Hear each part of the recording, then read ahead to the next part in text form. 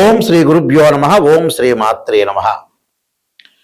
అంగారక గ్రహము జూలై 23 నుంచి ఆగస్టు 7వ తారీఖు వరకు కూడా కుజుడు తన సొంత నక్షత్రమైన మృగశిర నక్షత్రంలో వృషభ మిథున రాశుల్లో సంచారం చేయటం వల్ల ఎలాంటి ఫలితాలు జరగబోతున్నాయి. సహజంగా అంగారకుడు కుజుడు ఏ స్థానాల్లో ఉంటే మంచి ఫలితాలు వస్తుంది, గోచారీత్యా ఏ స్థానాల్లో ఉంటే చెడు ఫలితాలు వస్తాయో ఒకసారి తెలుసుకుందాం. ముందు ముఖ్యంగా అంగారక గ్రహానికి యొక్క కారకత్వాలని మనం పరిశీలన చేయాలి. ఏం చెప్పారు శాస్త్రంలో అంటే సత్వ భూ ప్రాకార రోగ వ్రణ సాహస శస్త్ర అగ్ని సందర్శనోత్పాటన భాతృక కుజ అన్నారు.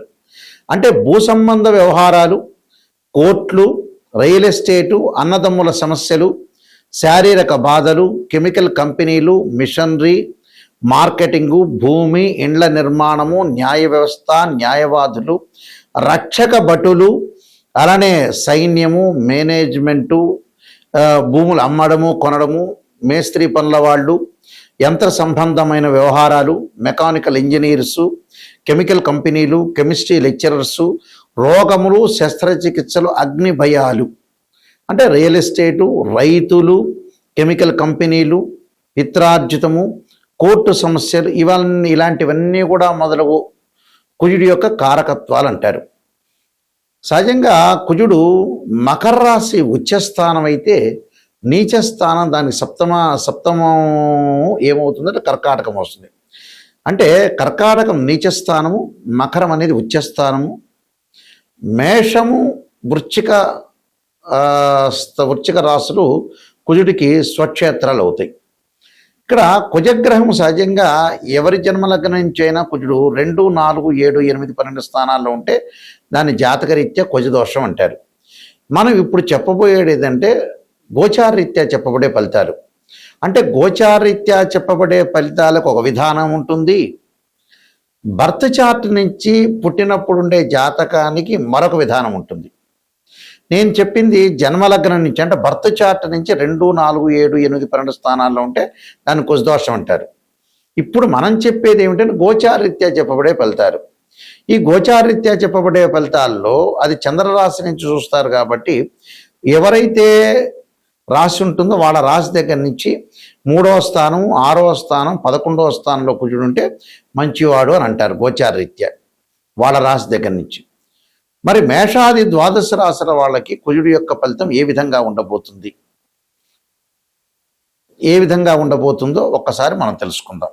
తులారాశి వారికి 10 రోజుల పాటు ఏ విధంగా ఉండబోతుంది. ముఖ్యంగా ఈ తులారాశి వాళ్ళకి మనం చూసుకునేటట్టయితే రుణాల ఇబ్బందులు, ప్రయాణాలతో కొంత జాగ్రత్తగా ఉండాలి. ప్రయాణాలు చేసేటప్పుడు పీడకలు రాకూడదు, వ్యాధుల విషయంలో జాగ్రత్త ఉండాలి. మనశ్శాంతి లేకపోవటం, ఆరోగ్యపరంగా ఇబ్బందులు కలిగే అవకాశాలు ఎక్కువగా ఉంటాయి.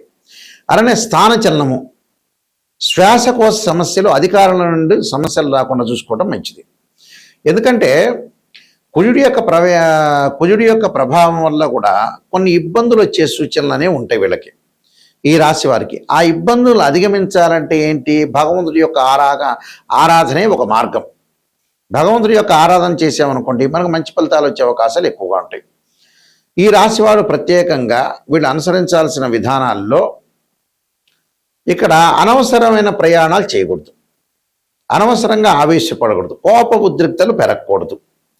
అలానే మనోవిచారము, పీడకలలు, ప్రయాణాల్లో వాహనాల్లో కొన్ని విషయాల్లో కొంత శ్రద్ధ పెట్టాలి. అంటే వీళ్ళు శ్రద్ధ పెట్టకపోతే ఇబ్బందులు కలిగే అవకాశాలు ఎక్కువ ఉంటాయి. వృత్తి వ్యాపారాల్లో చిన్న చిన్న ఆటంకాలు కలగకుండా చూసుకోవాలి. విద్యార్థులకు అనుకూలమైన కాలం ఉన్నా కొన్ని విషయాల్లో ప్రత్యేకంగా మనం శ్రద్ధ పెట్టి ముందుకెళ్ళటం అనేది చాలా ఇంపార్టెంట్. అంటే వాహన ప్రమాదాలు, ఆరోగ్య విషయంలో దీర్ఘకాలిక వ్యాధులు ఉన్న వాళ్ళు కొద్ది జాగ్రత్తగా ఉండాలి. అలానే కొంత ధన వ్యయం జరిగే అవకాశాలు ఒకటి ఉంటుంది. అలానే పిల్లలతో విరోధ భావాలు పెట్టుకోకుండా భార్యాభర్తల మధ్యలో అనుకూలంగా ఉంచుకోవాలి. ఎక్కడ కూడా చికాకులు రాకుండా, డిస్ప్యూట్స్ రాకుండా ఆలోచన చేయాలి. పిల్లల గురించి ఆలోచన చేయాలి. పిల్లల విషయంలో కూడా వారసత్వ భూమిరీత్యా కూడా అంటే వారసత్వంగా ఏదైతే డబ్బులు వచ్చే ఉంటాయి అలాంటివన్నీ కూడా వచ్చే అవకాశాలు ఎక్కువ ఉంటాయి. అలానే ఆరోగ్యపరంగా విసుగు విరమణ లేని ప్రయాణాలు, ఇబ్బందులు కలిగే అవకాశాలు ఉంటాయి. మనసులో వృధా భయాలు ఎక్కువగా ఉంటాయి. అనవసరమైన భయాలు చెందద్దండి. వీళ్ళు తప్పకుండా ఆంజనేయ స్వామి యొక్క ఆరాధన, గణపతి యొక్క ఆరాధన చేయాలి. ఆంజనేయాయుధే వాయుపుత్రాయుధీమే తన్నో హనుమత్ ప్రచోదయాత్ అనే మంత్రాన్ని చక్కగా అంగారకుడి యొక్క గాయత్రి మంత్రాన్ని చక్కగా చదువుకోవటం వల్ల, అలానే కందులు దానం, ఎర్రని వస్త్రాన్ని, ఎర్రని పుష్పాన్ని దానం చేయటం వల్ల కూడా వీళ్ళకి మంచి జరిగే అవకాశాలు ఖచ్చితంగా ఉంటుంది. ఈ గోచార ఫలితాల్లో మనకి గోచారానికి బర్త్ చార్ట్కి చాలా లాట్ ఆఫ్ డిఫరెన్స్ అనేది ఒకటి ఉంటుంది. అంటే ఈ గోచారం అనేది ఏమిటి అని అంటే 20% రిజల్ట్ ఇస్తుంది.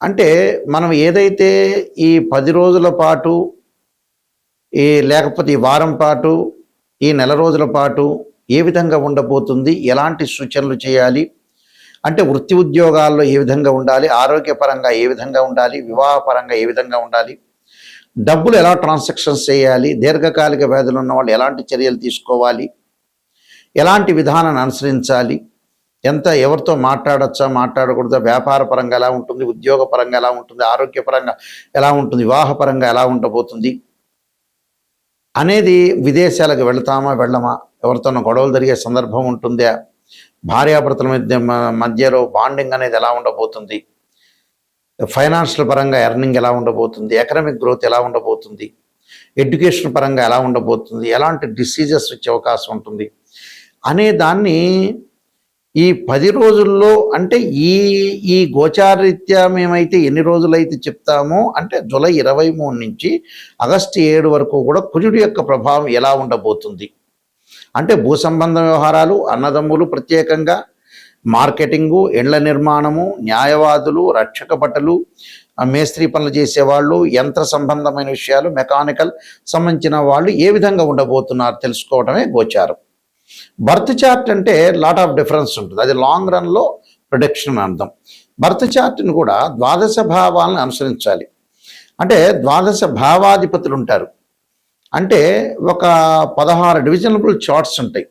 ఈ 16 డివిజనబుల్ చార్ట్స్ని మ్యాథమెటికల్గా క్యాలిక్యులేషన్ వేసి మనం భావచక్రాన్ని, రాశిచక్రము, నావాంశము, దశమాంశము, సప్తమాంశము, త్రింశాంశం, ఇలాంటి 16 అంటే 16 డివిజనబుల్ చార్ట్స్ ఉంటాయి.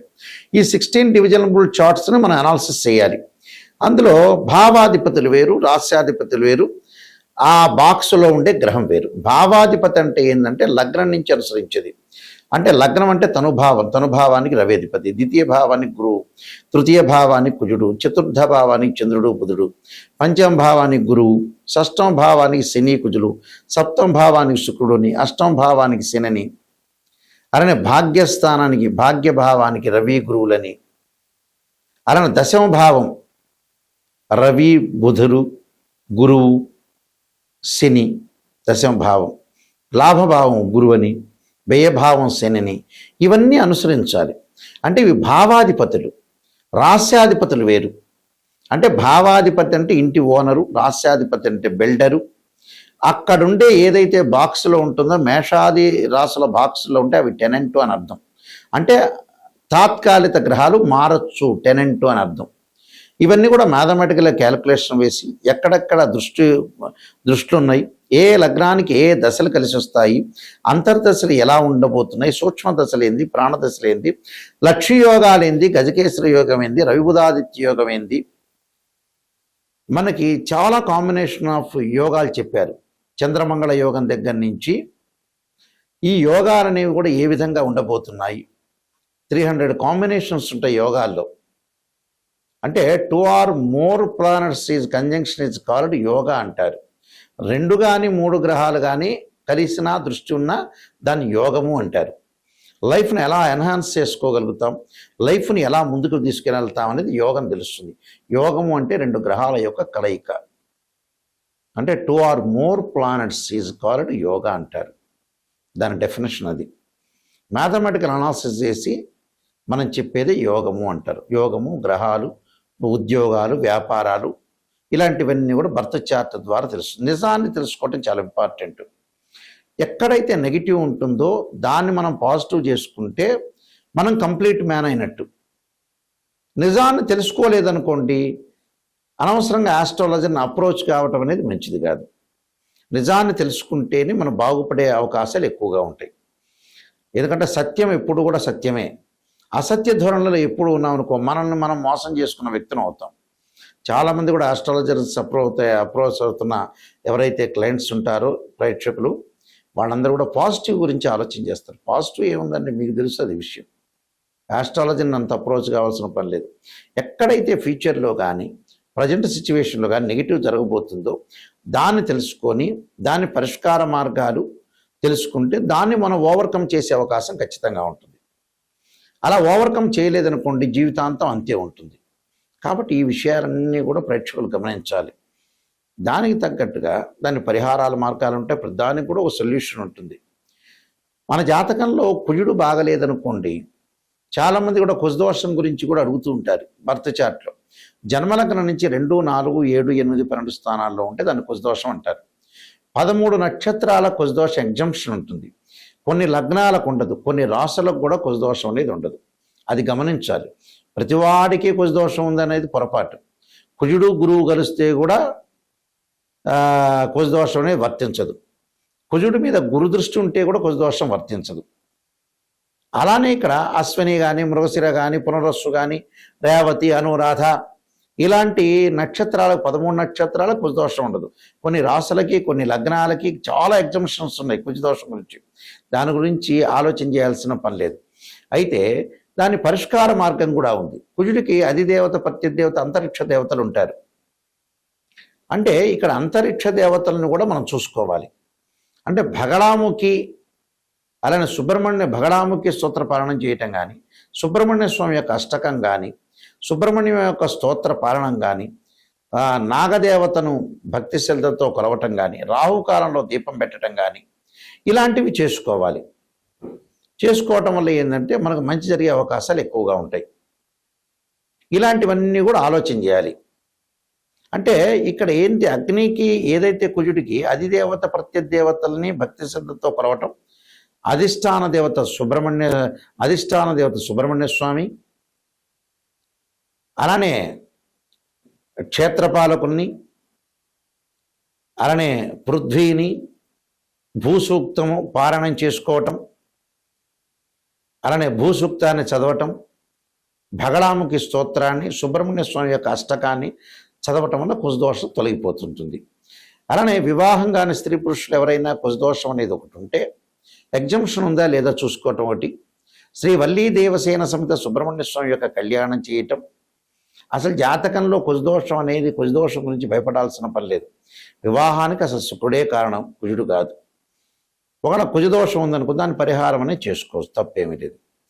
నేను ఆల్రెడీ కాలసర్పయోగ చంద్రిక, రాహుకేతులు, ఛాయాగ్రహాలు, అలానే పుత్రగణపతి వ్రతము, స్వప్నశాస్త్రము, సర్వదేవతా గోత్రములు పార్ట్ 1, పార్ట్ 2, నవగ్రహ దోషాలకి 12 మహావిద్యల యొక్క స్తోత్ర పారణాలు, అమ్మవారి యొక్క పారణాలు, బృహత్ పరిహార Sindhu, Jataka Chandrika, Vivaha Martandam, production of astrology, transit of results అనే పుస్తకాలు నెంబర్ ఆఫ్ ఆస్ట్రాలజీ బుక్స్ రాశాను నేను.